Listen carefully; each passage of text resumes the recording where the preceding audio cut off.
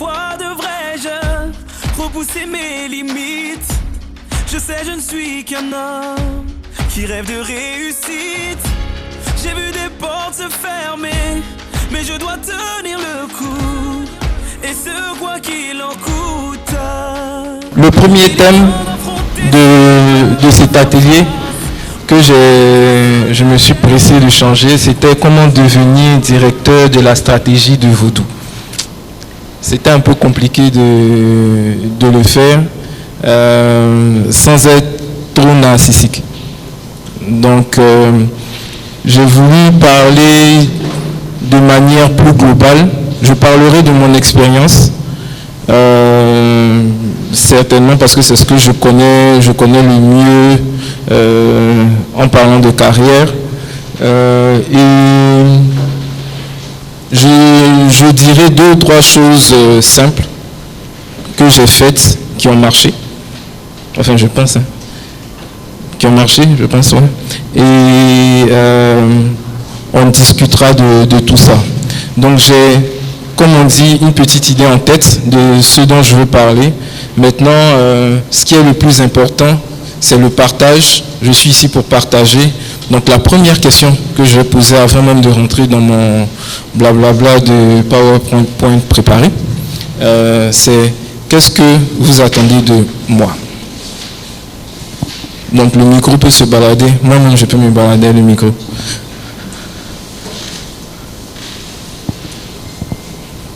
N'ayez crainte, je ne mange pas, Voilà.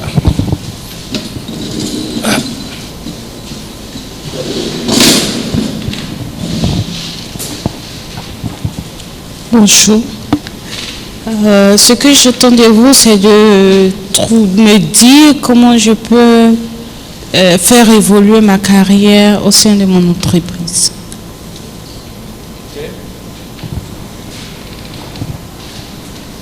On va prendre 3 ou 5 interventions avant de commencer.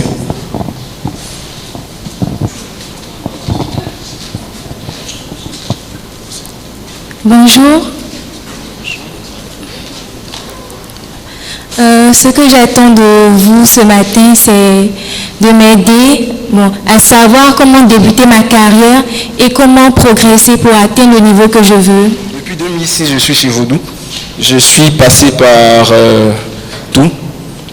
Assistant chef de publicité en 2006, chef de publicité junior de 2006 à 2007, de 2007 à 2008, chef de publicité senior, de 2008 à 2010, chef de groupe, de 2010 à 2012, directeur clientèle, et depuis février 2012, directeur de la stratégie du groupe. Bon, il y a des moments, il y a des positions, quand tu arrives dans les entreprises, tu ne peux plus bouger. Tu es là. Si tu avances, c'est que tu as chassé le DG, ou bien le DG t'a chassé. En tous les cas, il y a un qui va passer dans la position. Donc je suis dans la position où c'est moi qui chasse le DG, ce qui ne va pas arriver, donc il va me chasser. Voilà. Donc, je me considère comme chanceux. Au-delà de toute chose, le plus important en fait, c'est que vraiment je me considère comme chanceux. C'est vraiment le plus facile à faire. Donc, des fois, j'ai eu plusieurs fois des questions, mais comment on fait pour être toi? Comment tu as fait pour faire ça? Toi, ici comme ça, tout de suite là, comment on fait pour être toi? Bon, on a beaucoup de chance pour être moi, je pense, mais je me suis assis, j'ai fait une petite rétrospective pour me demander comment je suis vraiment arrivé à ça. Et le premier indicateur, c'est cette photo. À l'époque où les appareils photo mettaient les dates, donc c'est le 31 août 2006, j'étais à mon 5e mois de stage chez Vodou. Et 3 jours après, je recevais ma première offre d'emploi chez Vodou Communication. Alors, ce qui est important de retenir, c'est ce qui s'est passé avant et ce qui s'est passé après ça. Donc, avant ça, comme je vous dis, je pue la pub, j'adore la pub. Et c'est le premier point de départ, en fait, pour construire une carrière, pour construire quoi que ce soit d'ailleurs, c'est de savoir ce qu'on veut. on le dit facilement, on le dit comme ça, mais c'est l'exercice le plus difficile. C'était plutôt évident pour moi parce que quand j'étais au lycée et que je regardais les pubs, je savais quelle était l'agence qui travaillait pour quel client. Je voyais les noms des agences au bas des films. J'ai même me penché pour regarder qui avait signé telle campagne. Je me demandais, mais comment ils font pour sortir ça? Je me rappelle qu'avec mes amis du lycée, on imaginait même des campagnes. Je rêvais déjà au lycée d'avoir Nike comme client.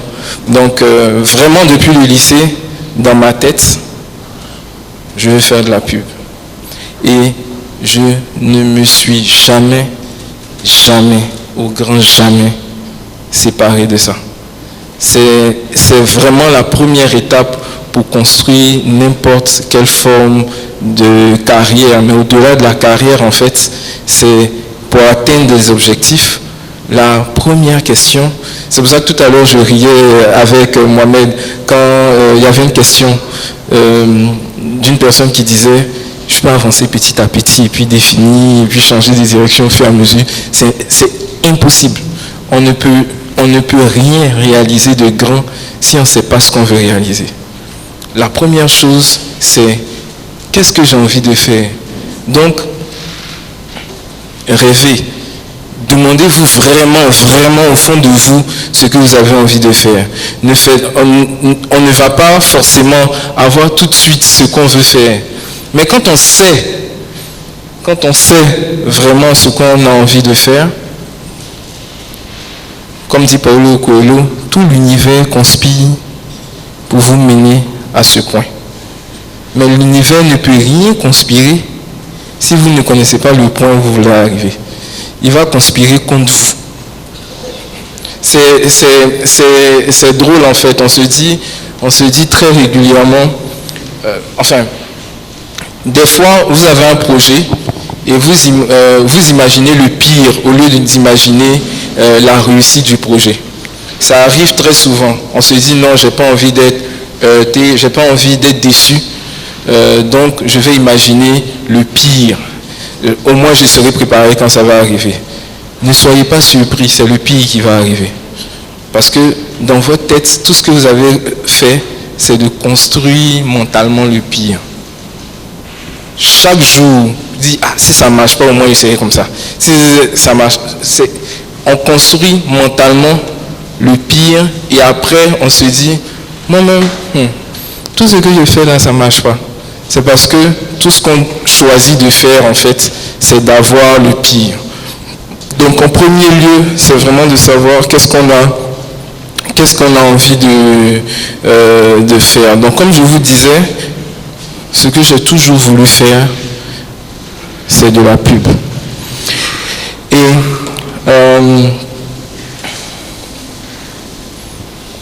ok.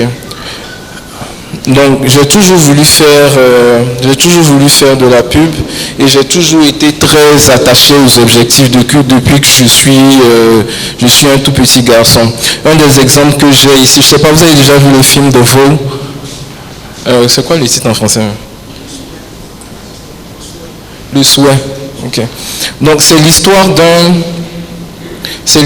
d'un couple super amoureux et tout. La vie est trop belle, trop mignonne, blablabla. Et finalement, ils font un accident. Bam. Et la femme perd la mémoire. Elle ne se rappelle même pas qui est son mari, comment ils sont connus, toute son histoire et tout. Et le film est inspiré d'une histoire vraie en fait. Et à ce moment précis dans le film, enfin vous ne voyez pas grand chose, j'imagine, à ce moment précis dans le film, il raconte ce qu'on appelle des moments décisifs dans la vie. Et j'estime que tout le monde a ces moments décisifs dans sa propre vie. Ce moment décisif, en fait, c'est... à partir du film, je me suis posé la question en me demandant quels ont été, moi, mes moments décisifs. Donc, à la fin de la journée, c'est totalement con, mais j'ai compris, en fait, pourquoi je suis quelqu'un de très acharné. il y a un de mes amis du lycée qui est là. Je me rappelle en fait que avoir un objectif et me fixer à l'objectif, ne jamais abandonner en fait, c'est ce qui est le premier point fort de la construction de la carrière que j'ai jusqu'à présent. Et ça c'est en moi depuis, on va dire, le BPC. Donc après le BPC, je suis orienté au lycée scientifique de Yamoussoukro.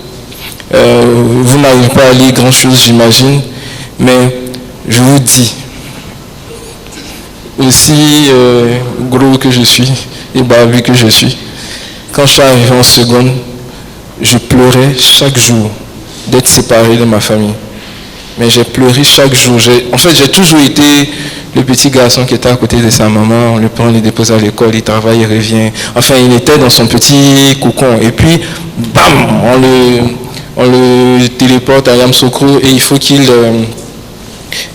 fasse ce qu'il faisait à Abidjan. Donc en général, quand on vous envoie au lycée scientifique, il paraît que vous êtes fort. Fine, ça ne me dérangeait pas. Donc j'étais dans mon coin ici, j'ai travaillé un peu, j'étais le meilleur gars du collège, bon ça va, le petit gourou il passe dans son coin, il ne parle pas à quelqu'un mais il est mauvais. Et tu arrives au lycée scientifique, en fait, ils sont tous forts. Il n'y a pas un, en fait le gars qui fout rien là-bas il a 14 de moyenne, c'est qu'il n'y a pas un qui n'est pas fort. Et il faut que tu arrives tu arrives au même niveau, enfin, tu arrives à élever ton niveau, tu élèves tes standards.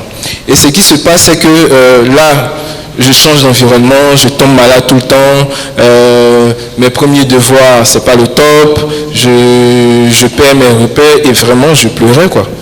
Je pleurais pour aller à l'école, je pleurais pour rentrer à la maison, je pleurais, quoi. Je pleurais tout le temps. Et non, c'est pas drôle. Vraiment, ça faisait mal. Je me rappelle qu'une fois, ma mère m'a dit, elle est venue à Yamoussoukro, elle me dit, Joe Petit, si tu peux pas, te ramènes à Abidjan. Parce que, enfin, ça lui faisait mal de voir son fils comme ça, en fait. Et à ce moment, en fait, c'est un moment d'impact pour moi. À ce moment, les choses ont changé. Je me suis dit, mais avec quelle gueule tu vas rentrer à Abidjan? Quand tu es arrivé, genre toi tu étais fort, tu es parti à Yamoussoukro, tu es revenu. On a dit quoi de toi?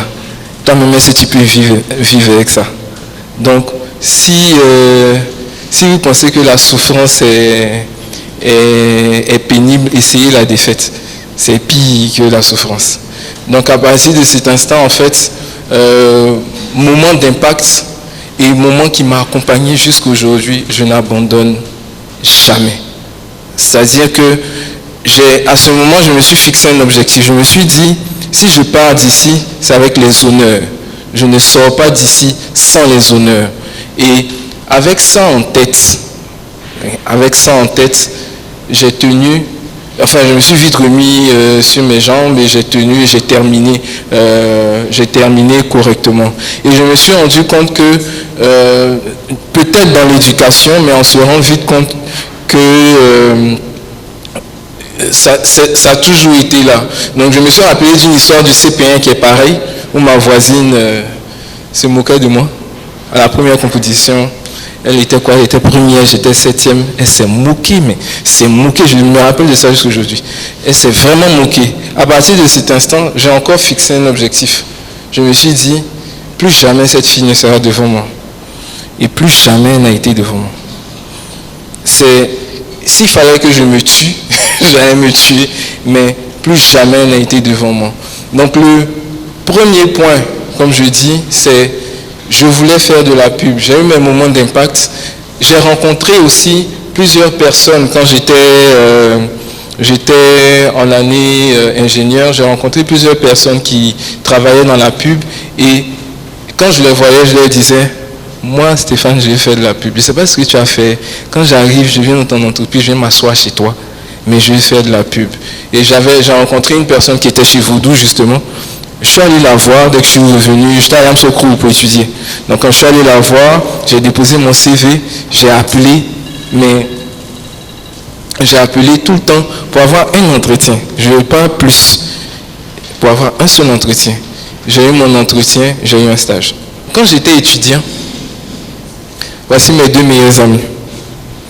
Je me rappelle qu'en SK, on n'a pas de cours de publicité. Pour quelqu'un qui voulait faire de la publicité, de la communication, c'était difficile en fait.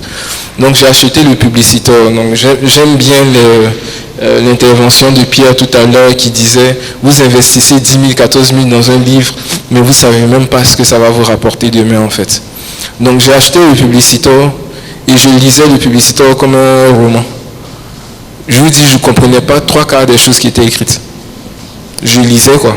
Je lisais tout court. Quand j'avais un bout de temps, je lisais. Parce que très clairement dans ma tête, voilà où je voulais arriver. Et je savais que le Publicitor devait m'aider à y arriver.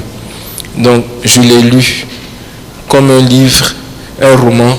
Je revenais sur des pages, mais je lisais tout simplement. Et quand j'ai commencé en stage, on était quoi, 3 à commencer en stage en fait.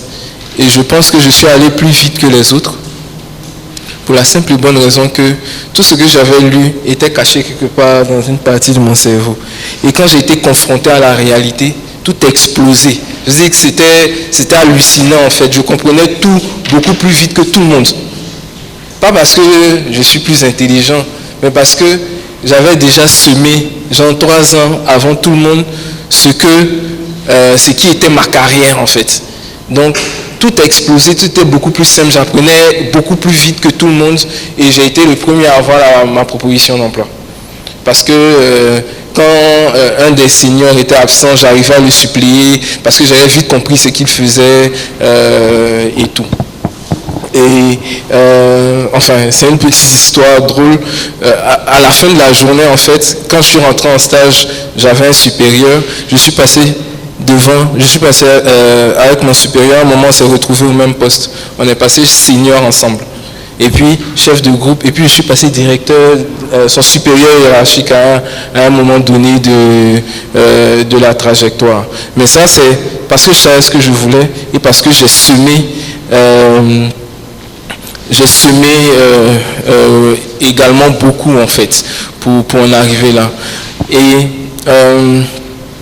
plus drôle encore, c'est que quand je travaillais, beaucoup de personnes pensent que quand tu commences à travailler, c'est fini, les 2 capis et compagnie sont terminés. En ce moment-là, je fais plus de veillées que quand j'étais étudiant. Voilà Abdul qui travaille avec moi, il sait à quel point, tant que je n'ai pas fini, je suis dessus.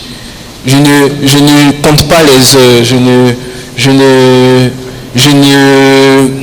me dis pas que j'ai 12 millions d'assistants pour faire ça.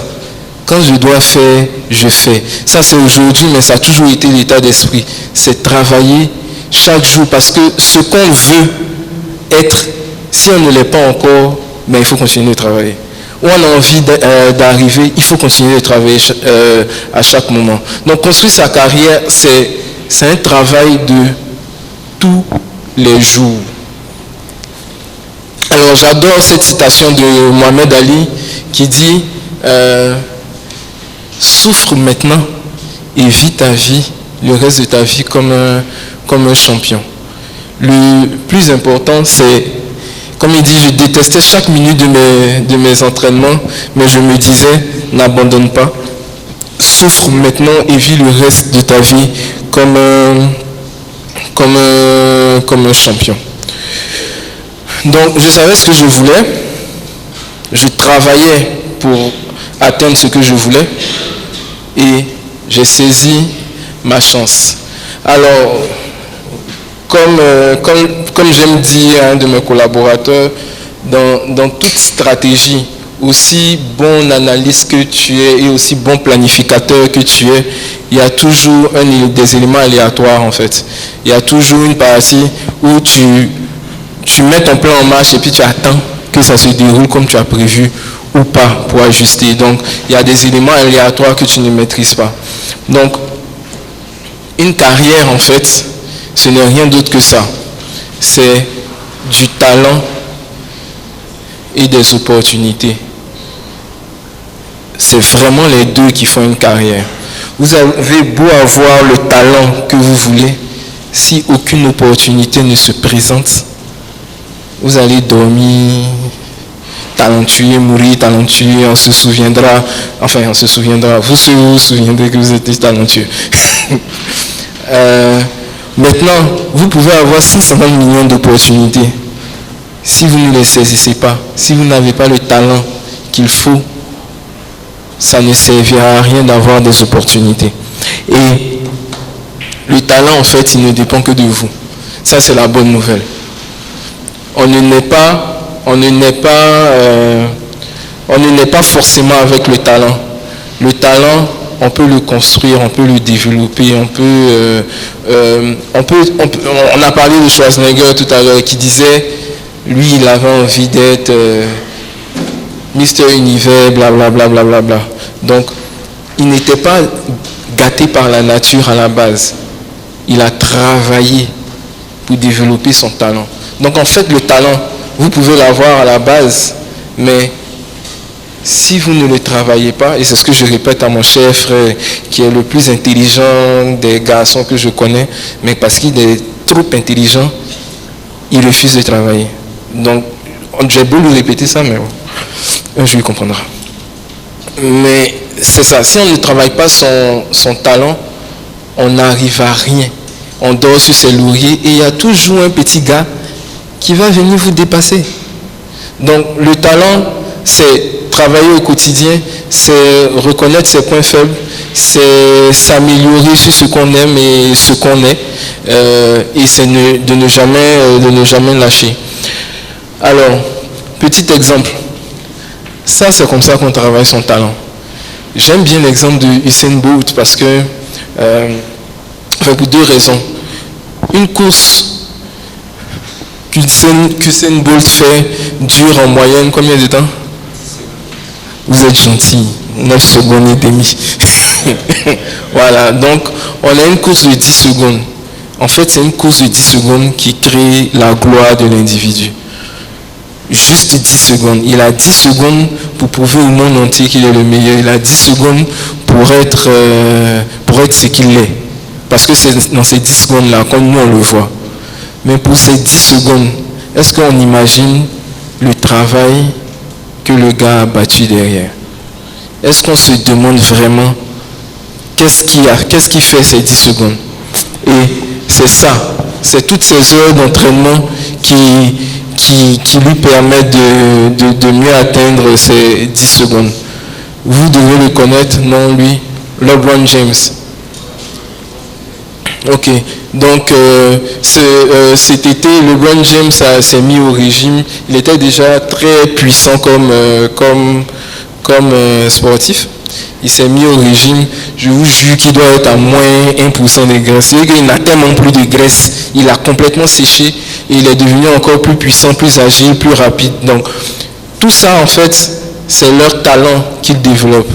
Ils ont beau être gâtés par la nature à la base, mais c'est du travail au quotidien qui nous y emmène. Maintenant, concernant les opportunités, moi je pense, et vous devez penser ça, vous devez être dans un état d'esprit positif, les opportunités se présentent toujours. On aura toujours des opportunités dans la vie. La vie offre toujours des opportunités. Mais il faut être prêt à les saisir. Donc il faut avoir, pendant qu'elle ne se présente pas, il faut travailler sur son talent et pouvoir les saisir, ces opportunités. Donc on parlait de notre ami Bolt. Voilà l'opportunité. Voilà l'opportunité d'être le meilleur. Voilà l'opportunité de construire sa carrière. C'est dans ces moments-là qu'on construit sa carrière. Si on n'a pas les opportunités, tout ce qu'on a fait comme exercice ne servira à rien. Mais quand on a saisi cette opportunité, on se souvient de nous. Donc, petite question que je vais vous poser. Qui est médaille d'argent du 100 mètres?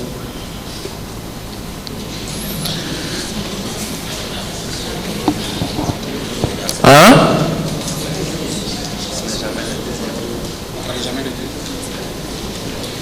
Non, Jeux Olympiques. Jeux Olympiques, c'est une grande compétition. Deuxième des Jeux Olympiques, c'est bien. Qu'est-ce que vous en pensez? Vous vous souvenez de lui? Homme. Vas-y. C'est Gatlin, c'est pas le petit Jamaïcain là. Vous avez vu, on discute sur le deuxième. Qui a la médaille d'or? Voilà. Premier et deuxième, ils sont côte à côte. Hein. Si on se trouve, ça se trouve, ils ont quoi? 2-3 millisecondes de différence. Mais on s'en fout du deuxième en fait. On a une opportunité, on l'a saisie, on rock l'opportunité. C'est-à-dire qu'il n'y a pas d'autre moyen d'avoir une grande carrière. C'est-à-dire que quand l'opportunité se présente, et je dis tout le temps à mes assistants, si tu n'es pas capable de faire les petites choses que je te donne très bien, pourquoi tu veux que je te donne plus de responsabilités? C'est comme ça, c'est une opportunité. Souvent le manager en fait te donne, il te teste en fait, te dit bon, fais ça. Toi, tu peux faire plus, hein. Tu dis bon, de toutes les façons, il va venir, il va discuter, il va me dire de refaire et tout. Donc, tu fais un truc moyen et puis finalement, le mec il reprend et il fait le travail. Je vous dis que c'est la chose la plus dangereuse dans une entreprise. Il ne faut même pas que ton patron reprenne ton travail à un moment. Si ça arrive, tu es en train de flinguer toi-même ta carrière. C'est l'exercice le plus... Enfin, c'est la chose la plus simple pour flinguer sa carrière. Ne jamais faire en sorte que son patron reprenne son travail. Si ton patron est énervé à un point où il reprend ton travail, c'est qu'il se dit qu'il ne peut pas te faire confiance. Et dès que ton manager se dit qu'il ne peut pas te faire confiance, c'est à partir de ce moment que, au lieu de courir, tu es en train de marcher pour construire ta carrière. C'est à partir de ce moment-là, parce qu'il ne va pas te donner plus de choses. Mais s'il t'a confié une petite chose, il t'a dit, achète-moi une banane braisée. C'est un exemple tout con. Hein. Et puis tu allais acheter la banane braisée et puis tu dis non, j'ai vu que les arachides étaient pas mal, donc je t'ai pris des arachides. Il se dit, ah le gars en fait il n'est pas malin. Donc tu as fait plus que ce qu'il attendait. Mais je parle de banane braisée, mais pour le travail c'est ça. Il faut chaque fois se présenter face à son manager avec plus que ce qu'il a demandé.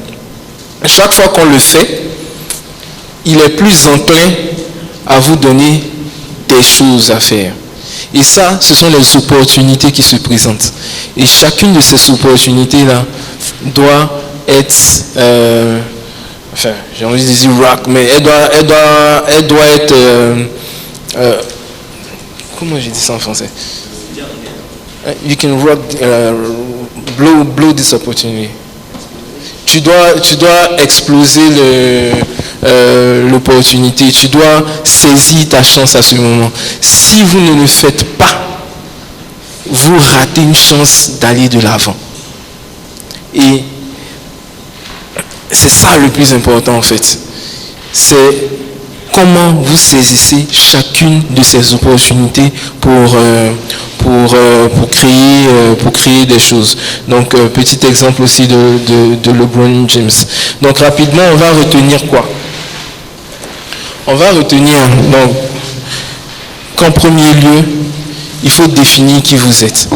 Définir qui vous êtes, je n'ai pas suffisamment parlé au début, mais définir qui vous êtes, c'est qu'est-ce que vous aimez, qu'est-ce que vous détestez, dans quoi vous vous sentez bien.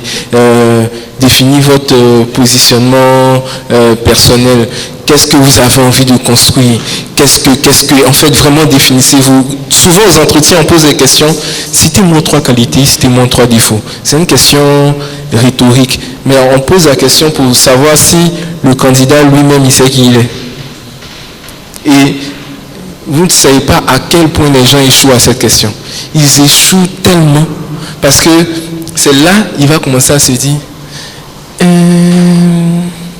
si je ne donne pas de défauts, vous allez dire qu'il n'y a pas de défauts, que je me prends. Ou bien il va vous dire ah, je suis mal organisé. Ok, tu viens dans mon entreprise, tu es mal organisé. Pas mal. Est-ce que tu as envie qu'on te retienne? Donc, se connaître soi-même est une étape très très importante pour construire et aller de l'avant. Donc, il faut savoir ce que vous voulez, ce que vous aimez et ce que vous avez envie de faire. Quand vous aimez ce que vous faites, ce n'est même pas une corvée. Vous pouvez passer 2 nuits au travail, ça vous plaît. Parce que vous êtes fixé sur un objectif, vous aimez ce que vous êtes en train de faire. Donc définir qui vous êtes. Ensuite, définir votre objectif de carrière. Ça va plus être un secret après que je dise ça, mais quand je rentrais chez Vaudou en 2006, j'avais pas encore 21 ans. Enfin, mais c'était un an avant mes 21 ans. Je me suis dit, à 25 ans, je suis directeur dans cette entreprise. Point à la ligne. C'était clair dans ma tête, c'est ce que je voulais. À 24 ans et 9 mois, je suis devenu directeur clientèle. Chaque minute du jour de mon entrée à ce jour, j'ai travaillé sur ça. Chaque minute, chaque chose que j'ai faite dans l'entreprise, c'était pour atteindre cet objectif. Donc quand les opportunités se sont présentées, on a pensé à moi. Parce que c'était pas urgent, c'était urgent, je donnais mes travaux dans les délais. Je faisais plus que ce qu'on attendait de moi. Même que je me rappelle qu'une fois, mais vraiment au début de ma petite histoire, mon manager, il y avait un problème sur une production en fait, et mon manager a rejeté toute la responsabilité sur moi. Je n'étais pas forcément le fautif dans l'histoire, mais j'ai eu toute la responsabilité et j'ai manqué de me faire renvoyer à ce moment précis. Et le manager savait que ce n'était pas ma responsabilité. Et le manager s'attendait à ce qu'il y ait des représailles, que je boude le travail, et patati patata. Je ne lui ai pas donné ce qu'elle attendait, en fait. J'ai été plus haut que ça. Pourquoi?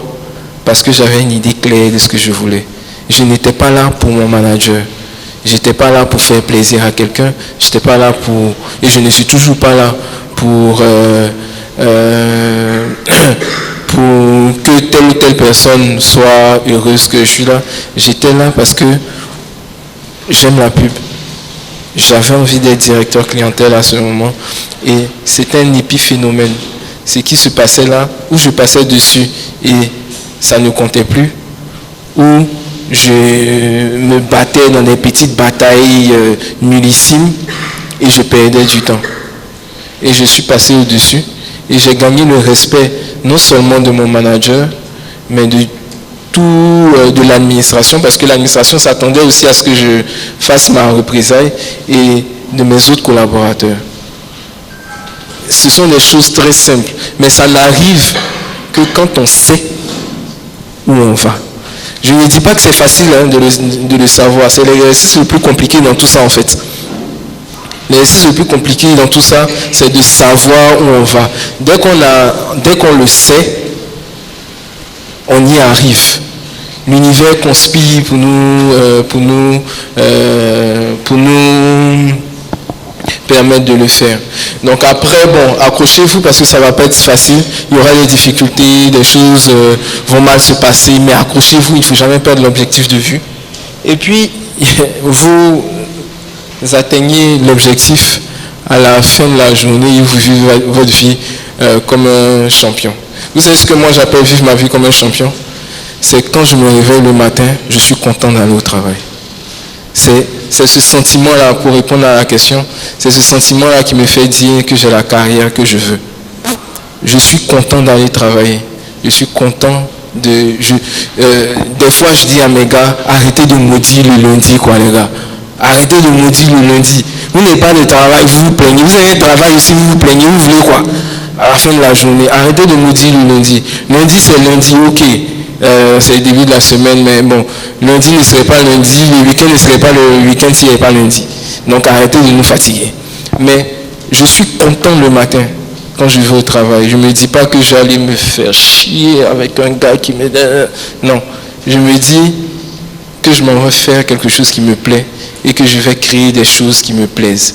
Et c'est ça le plus important. C'est ça le meilleur indicateur de j'ai la carrière que je désire. Ce n'est pas l'argent, l'argent c'est pas mal, mais le plus important c'est ce sentiment de je suis content de faire ce que je fais, je suis content d'aller au travail. Alors, pour terminer, il y a cette petite citation que j'aime bien. Walk by faith, not by sight. C'est quand on sait où on va, vous pouvez être dans un chaos actuel. Tout ce que vous voyez là, c'est le chaos. Mais en fait, ce n'est juste qu'une étape. Parce que le meilleur est devant. Ce que vous avez prévu, vous avez créé, vous avez imaginé, ça a commencé dans votre esprit. Si vous focalisez dessus, forcément vous y arrivez. Forcément vous y arrivez.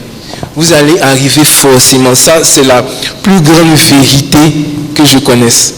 Quand on est attaché à son objectif, c'est vraiment dans les petites choses qu'on le remarque. Quand on est attaché à son objectif, ne vous demandez même pas comment je vais faire pour arriver encore. Attachez-vous à l'objectif. Et des fois, les choses se mettent juste en place pour que ça se fasse. Donc quand vous avez ça, dites-vous comme moi, et que je me répète aussi ça chaque jour, I'm a success story. Thank you.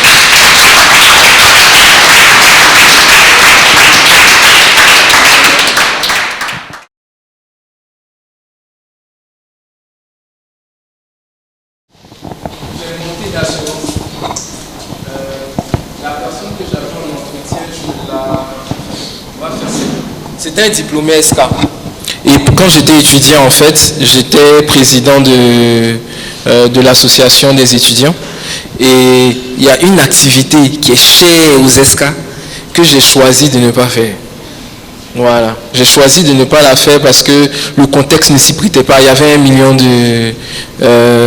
de raisons. Voilà. Mais quand je suis arrivé à l'entretien, il faisait partie des gens qui tenaient à cette activité en fait, et il m'a posé des questions directes dessus quoi. Et je lui ai dit non, j'ai pas voulu faire parce que en termes de rentabilité, sur les 2 dernières années, j'ai remarqué qu'on était en chute libre, on avait un déficit de sponsoring, bon, blablabla, j'ai donné des exemples. Et puis il m'a dit une seule chose. Il dit donc quand c'est dur, tu abandonnes. Et ça j'ai été décontenancé à ce moment en fait. J'ai commencé à balbutier à truc. Alors qu'à la fin de la journée, en fait, en ce moment, c'est mon client, on se voit tout le temps et tout. On en a parlé après. Il m'a dit non, tu as raison hein, de tout ce que tu as fait en fait. Mais à ce moment précis dans l'entretien, tu as perdu tes mots, tu t'es décontenancé. Donc même si moi, je trouvais que tu t'étais pas mal défendu, on avait 2 autres personnes qui trouvaient que tu n'étais pas assez sur tes bases en fait. Donc quelqu'un d'autre est passé après toi. La petite histoire, c'est que je venais de recevoir mon offre chez Voodoo, et puis 10 jours après j'ai reçu une offre de là-bas en fait, parce que la personne qu'ils avaient prise finalement ils ne voulaient pas la garder, donc ils m'ont renvoyé une offre, et je venais de faire 5 mois que j'avais adoré comme un malade, donc j'ai même pas hésité quoi, j'ai continué.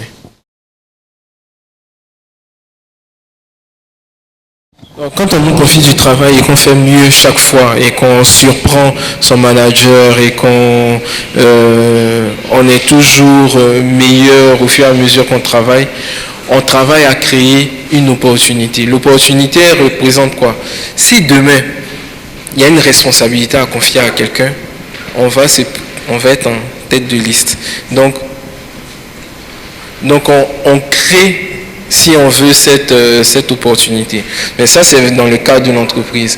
Quand on est un entrepreneur et qu'on a sa propre carrière d'entrepreneur à construire, on va enfoncer des portes, même si elles sont ouvertes. Et c'est comme ça qu'on crée des opportunités, en fait, en tant qu'entrepreneur. En restant dans son coin, il n'y a rien qui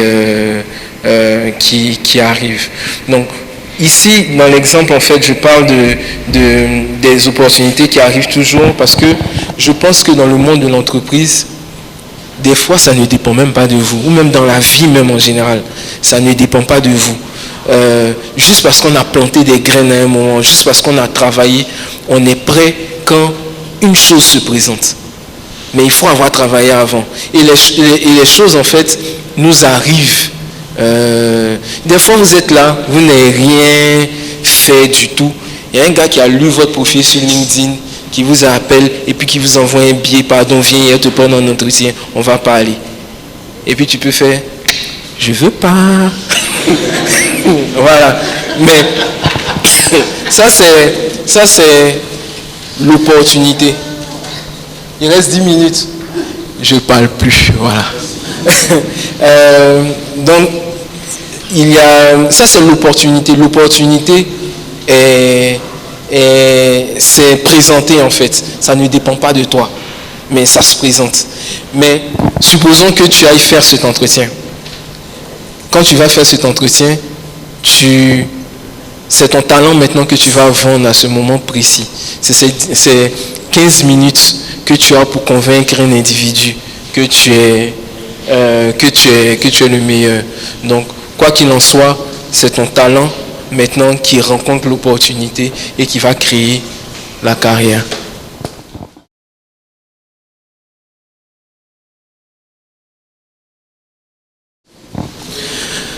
Ça me passait par la tête. C'est juste passé quoi. C'est passé, c'est parti. Je suis sur d'autres choses maintenant. Enfin, plus on grandit, plus on voit les choses et plus d'autres passions se développent. Donc je suis sur autre chose. Mais oui, ça va arriver. J'ai l'intention de finir ma vie comme house husband. Donc je travaille sur certaines choses qui vont devenir des droits à un moment donné de ma vie. Et je suis assis à la maison en m'occupant de mes enfants.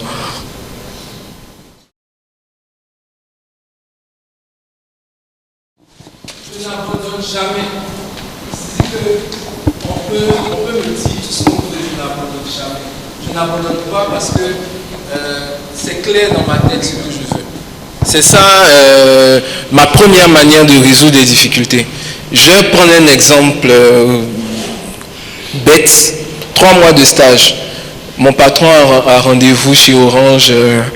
Le DG, c'est même pas mon patron, il faut que je le précise. Il est loin dans la hiérarchie, je suis en stage. Donc le DG a une présentation chez Orange le lendemain à 10h. Et je dois faire une compile des campagnes, un truc comme ça. Et mon manager, donc N+2, le responsable vraiment de l'équipe, me confie ça et puis elle ne suit pas. Et à 19h, le DG descend. Où est le document? Donc moi, je suis dans mon truc, hein, je fais un joli document, je traîne là, j'ai mon temps quoi. Il vient, il regarde, il avance, il fait comme ça. Il m'a regardé, et puis il regarde mon manager. Il dit, dis à ton petit là, que si mon document n'est pas prêt pour ma réunion, son stage va s'arrêter brusquement. C'est pas mon supérieur hiérarchique direct. Ce n'est pas le supérieur hiérarchique de mon supérieur hiérarchique direct. Ce n'est pas le supérieur hiérarchique du supérieur hiérarchique du supérieur hiérarchique de mon supérieur direct. C'est le DG. C'est le gars qui a créé l'entreprise en fait. Qui dit ça. Le matin à 9h, il avait 3 documents reliés, imprimés, beaux, nickel, mignons, sur son bureau. Donc, quand je dis je n'abandonne jamais, en fait, c'est que je refuse d'avoir un échec. Et ça, je le garde en tête. J'ai parlé de la petite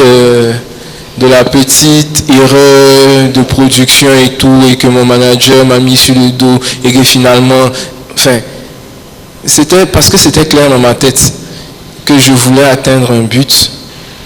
Je n'ai pas donné la réponse que tout le monde espérait que je donne. Je me suis mis au-dessus des choses. Donc, comment j'affronte les difficultés, c'est que je me mets au-dessus de ces choses en fait. Je me dis que c'est passager parce que ce que j'imagine est plus beau que ça. Et ce qui arrive n'est pas ce que j'imagine. Donc, je continue et je passe devant. Je l'affronte, un peu difficile, mais je passe, je cogne le mur en fait. C'est vraiment pour ça que j'ai cette image en fait. C'est que je rentre dans le mur, je le casse et puis j'avance. Je peux être très caractériel des fois, comme je peux être super adorable, mais quand c'est clair dans ma tête et que je sais que c'est pas bon même, je vais casser le mur et je vais avancer. Dis ce que tu veux de moi, hein. Dis que je suis mauvais, je suis ceci, mais tu dis tout ce que tu veux. Il m'en fout. Voilà. Attention. Non, non.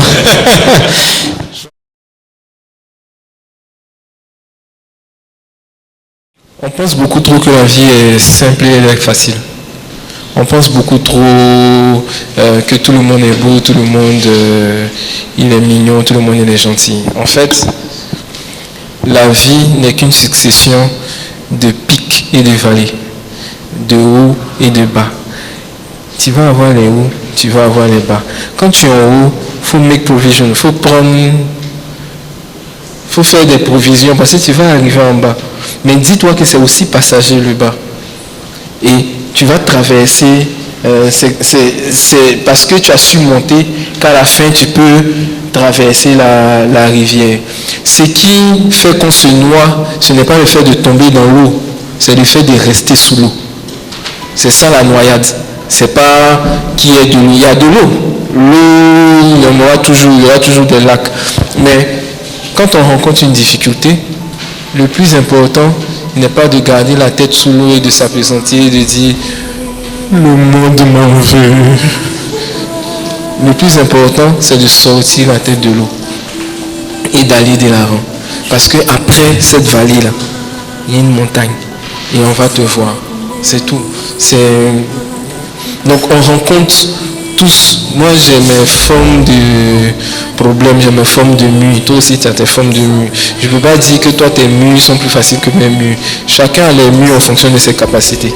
Dieu ne te met pas, et c'est important, Dieu ne te met pas en face de choses que tu ne peux pas gérer. La volonté de Dieu, ça c'est une citation aussi que j'aime beaucoup, la volonté de Dieu ne te mènera pas là où sa grâce ne te protégera pas. Voilà, donc quoi qu'il en soit, si tu rencontres le mur, cogne-toi contre le mur, pleure, blesse-toi, soigne-toi, casse le mur. Point à la ligne.